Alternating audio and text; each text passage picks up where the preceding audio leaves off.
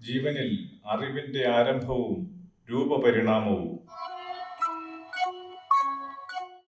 ജീവന്റെ പ്രവർത്തനത്തിന് എപ്പോഴും അനിവാര്യമായ അഥവാ അടിസ്ഥാന ജീവപ്രവർത്തനം തന്നെയായ രക്തം അന്യ ജീവശരീരങ്ങളിൽ നിന്ന് സമ്പാദിച്ച ഊർജം സ്വശരീരത്തിൽ പ്രവർത്തിച്ച് സ്വന്തം ശരീരഗുണങ്ങളുമായി സംയോജിച്ചുണ്ടായ ഭൗമ സൂക്ഷ്മ യോഗ്യതയുടെ മുഴുവനുമായ സംഭരിതാവസ്ഥയും ആകുന്നു.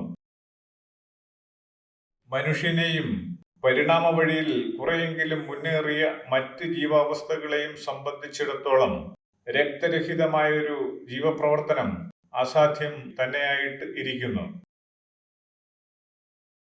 എങ്കിലും മറ്റു ജീവികളെ ആഹരിച്ചതിൽ നിന്നുണ്ടായ ദ്രവരൂപത്തിലുള്ള രക്തമെന്ന ഈ ജീവചംക്രമണ മാധ്യമം ആഹരിക്കപ്പെട്ട മറ്റ് ജീവപ്രവർത്തന വാസനകളെയും കുറെയെങ്കിലും ഉൾക്കൊള്ളുന്നതായി വരുന്നു. വാസന എന്നത് രൂപത്തിന്റെ അണുഘടനയിൽ കുടിയിരിക്കുന്ന സങ്കല്പതരമായ ഊർജത്തിന്റെ തനതായ ഭാവം തന്നെയാണ്. ഇതുകൊണ്ടാണ് മിക്കവാറും ജീവികളുടെ രക്തം കാഴ്ചയിലും പ്രവർത്തന രീതിയിലും ഏതാണ്ട് ഒരേപോലെ ആയിരിക്കുമെങ്കിലും ജീവികൾ വ്യത്യസ്തമായ സ്വഭാവവിശേഷങ്ങളും ശേഷികളും ഉള്ളതാകുന്നത്.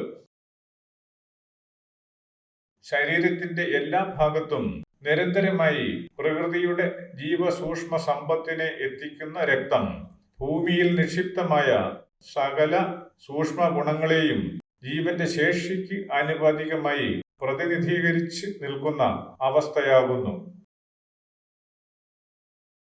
ജീവന് ജനിക്കാനും വളരാനും പ്രവർത്തിച്ചു നിൽക്കാനും ജലം വേണമെന്നതുപോലെ ഒരു ഉയർന്ന ജീവന്റെ പ്രവർത്തനത്തിനും ജലത്തിൽ ലയിച്ചു നിൽക്കുന്ന ഭൗമയോഗ്യതയായ രക്തം അനിവാര്യത ആയിത്തീരുന്നു. രക്തമെന്ന ശരീരത്തിനുള്ളിലെ പ്രവർത്തനം ഉയർന്ന യോഗ്യതയിലേക്ക് കടന്നുവരുന്ന രൂപതരമായ സമ്പാദ്യവും ആകുന്നു. ഇപ്രകാരം രക്തമുള്ള ജീവി എന്നാൽ അസംഖ്യം പരിണാമങ്ങൾക്ക് വിധേയമായി പ്രപഞ്ച നിശ്ചയത്തിനൊത്ത കുറെ പ്രവൃത്തികൾ ചെയ്യുകയും അനുഭവങ്ങളെ സമ്പാദിച്ച യോഗ്യത ആയിരിക്കുകയും ചെയ്യുന്നുവെന്ന് കാണാം.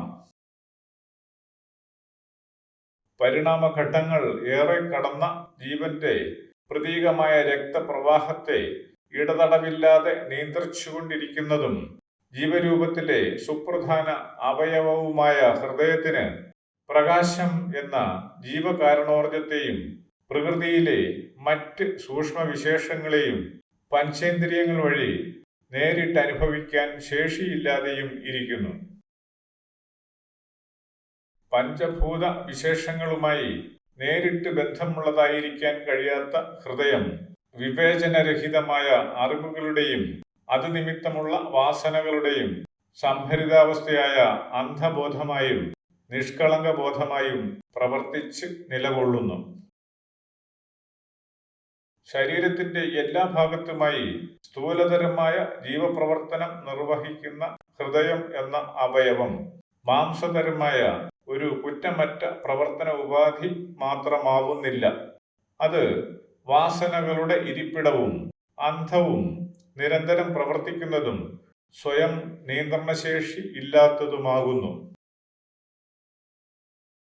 ഊർജവും അറിവും ആയിരിക്കുന്ന പ്രകാശവുമായി നേരിട്ട് ബന്ധപ്പെടാൻ കഴിവില്ലാതെയും എന്നാൽ ജീവശരീരത്തിന്റെ എല്ലാ ഭാഗത്തിനും വേണ്ടി ഇടതടവില്ലാതെ പ്രവർത്തിച്ചു നിൽക്കുന്ന ഹൃദയം എന്നത് സൂര്യനെ പോലെ സ്വയം പ്രകാശിതമാകാൻ ആവാത്ത ഭൂമിയുടെ യോഗ്യതയ്ക്കൊത്ത ജീവന്റെ കേന്ദ്രീകൃത ആവിഷ്കാരമായി താരതമ്യം കൊണ്ട് പറയാനാവുന്നു. നിരന്തര പ്രവർത്തനത്തിൽ ഏർപ്പെട്ടിരിക്കുന്ന ഭൂഗോളത്തിന്റെ കണിശത കൊണ്ട് മാത്രം ജീവന് പൂർണ്ണത പ്രാപിക്കാൻ ആവുകയില്ലെന്ന് ഹൃദയം എന്ന പ്രവർത്തനത്തിന്റെ സൂക്ഷ്മതലങ്ങളെ അവലോകനം ചെയ്യുന്നതിലൂടെ വ്യക്തത ലഭിക്കുന്നു. ജീവൻ ഭൂമിയിൽ ഉൽപ്പത്തിയായി ഭൂമിയെ അറിഞ്ഞ് ജീവന് കാരണമായ സൗരചാന്ദ്ര തേജസ്സും ഉൾക്കൊണ്ട് പൂർണ്ണത പ്രാപിക്കുമ്പോൾ ഭൂമിയും ഭൂമിയുടെ പ്രവർത്തന പരിധിയും വിട്ട് നിൽക്കേണ്ടത് ആയിത്തീരുന്നു. അന്തിമമായി ജീവന് ഭൗമബാഹ്യ തലങ്ങളിലേക്ക് കടന്നു പോകേണ്ടത് ഉള്ളതുകൊണ്ട് തന്നെ ഹൃദയം പ്രവർത്തന നിരതം ആയിരിക്കുന്നുവെങ്കിലും ബാഹ്യതരമായ ഊർജവിശേഷങ്ങളെ ഉൾക്കൊള്ളാൻ കഴിവില്ലാത്ത വിധം ചിന്താശേഷിയില്ലാതെ ജീവന് അറിവ് പകരാൻ കഴിവില്ലാത്തതായി നിലകൊള്ളുന്നു.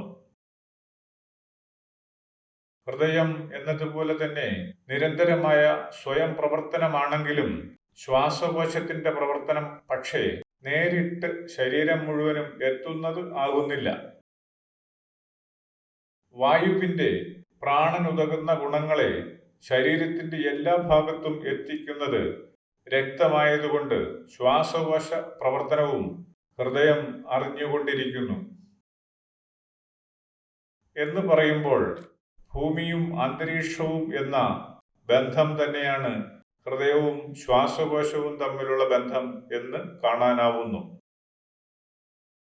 ശരീരത്തിന്റെ എല്ലാ ഭാഗവുമായി പ്രവർത്തനപരമായി നേരിട്ട് ബന്ധപ്പെടാത്ത ജീവി എന്ന ആദ്യ രൂപത്തിന്റെ തന്നെ അനിവാര്യതയായിരുന്ന വായുവുമായി നിരന്തര ബന്ധം സാധ്യമാക്കുന്ന ശ്വാസകോശം ശരീരഭാഗം എന്ന നിലയിൽ അറിവിന്റെ പ്രാതിനിധ്യം പേറുന്ന ഒരവസ്ഥ ആകുന്നില്ല. ഭൂമിയുടെയും ശബരിയുധത്തിന്റെ ആകെയും നക്ഷത്രമണ്ഡലങ്ങളുടെയും പിന്നെ ശൂന്യതയുടേതുമായ പ്രവർത്തനങ്ങളെയും നിലനിൽപ്പുകളെയും നേരിട്ടറിയാൻ പ്രാപ്തമാവും വിധം സംവേദനക്ഷമത പ്രാപിച്ച ഒരു അവയവത്തിന് മാത്രമേ ജീവരൂപത്തിൽ അറിവിന്റെ വിനിമയ കേന്ദ്രമാകാൻ സാധ്യമാകുന്നുള്ളൂ. സ്വാഭാവികമായും ആ അവയവം തന്നെ ശരീരത്തിൽ അറിവിന്റെ വിനിമയ കേന്ദ്രവും ആയിത്തീരുന്നു. സ്ഥൂല പ്രവർത്തനങ്ങളിൽ ഒരു അവയവം എത്രമാത്രം പ്രധാനപ്പെട്ടതാകുന്നുവോ അതേ അനുപാതത്തിൽ തന്നെ ആ അവയവത്തിന്റെ സൂക്ഷ്മമായ പ്രവർത്തനവും ശക്തമോ ദുർബലമോ അറിവോ അജ്ഞതയോ ഒക്കെയായി വരികയും ചെയ്യുന്നു. ജീവരൂപത്തിൽ അവയവത്തിന്റെ പ്രവർത്തനം എന്താകുന്നുവോ അതേ അനുപാതത്തിൽ ആ അവയവത്തിന് പ്രാതിനിധ്യതരമായി പ്രകൃതി എന്ന അവകാശം സ്വന്തമാകുന്നു എന്ന് കാണാം. എന്നാൽ നിയന്ത്രണ സംവിധാനം മറ്റൊന്നായിരിക്കുന്നിടത്തോളം ഒരു അവയവത്തിന്റെ പ്രാതിനിധ്യവൽകൃതമായ അവകാശം പൂർണ്ണത എന്നത് ആകുന്നില്ല. ശരീരത്തിൽ ഏതൊരു അവയവവും സ്ഥൂലമായി പ്രവർത്തിക്കുന്ന മാംസപിണ്ഡം എന്നതിനേക്കാൾ അറിവിന്റെയും അതിന്റെ പ്രവർത്തനത്തിനൊത്ത പ്രാപഞ്ചിക ഗുണത്തിന്റെയും സംഭരിതാവസ്ഥ ആകുന്നു എന്നതാണ് കൂടുതൽ നിരീക്ഷിക്കും തോറും തിരിച്ചറിയാനാവുന്നത്.